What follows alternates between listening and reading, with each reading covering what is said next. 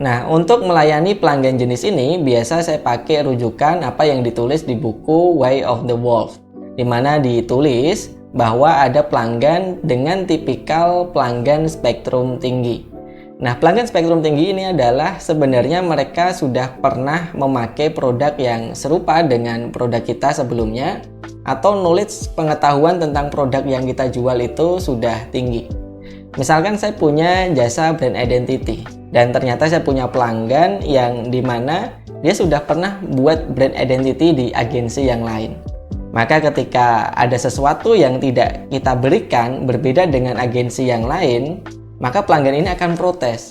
Kenapa kok nggak seperti ini? Kenapa nggak lebih murah lagi dan seterusnya? Kenapa? Karena ada comparison antara satu dengan yang lain.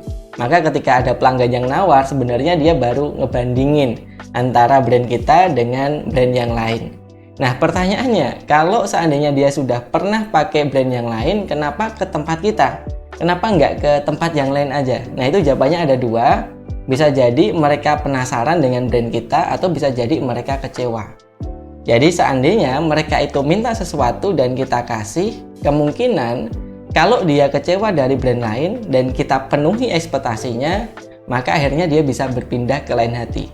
Dan pengalaman saya ketika melayani, katakanlah ya, tanda kutip pelanggan yang rewel, yang banyak mintanya, misalkan ada yang minta 3 hari pengerjaan selesai, ada yang minta harganya turun. Nah, itu kita coba condong untuk mengalah.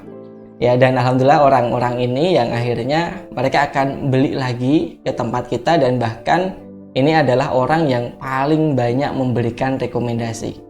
Nah, jadi pilihannya adalah mengalah. Atau kalau teman-teman ketemu pelanggan seperti ini tidak bisa memberikan apa yang pelanggan ini minta, sahabat bisa pakai pilihan yang kedua, yaitu menjelaskan dengan memberikan solusi terbaik. Misalkan, mohon maaf Bu, kalau harga sekian kita belum bisa, cuman kalau seandainya Ibu berkenan, kita tetap pakai harga tersebut, gak apa-apa, tapi itemnya kita kurangin. Nah, itu insya Allah lebih membuat pelanggan itu akhirnya trust ke kita. Nah, jadi teman-teman, begitu cara menghandling komplain atau menghandling pelanggan yang tanda kutip banyak mintanya gitu ya.